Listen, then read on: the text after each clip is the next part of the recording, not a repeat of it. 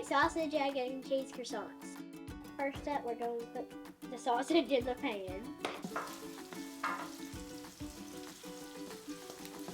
After your sausage is cooked, you can pour in 3, 4, 5 eggs. And then just scramble the eggs with your sausage.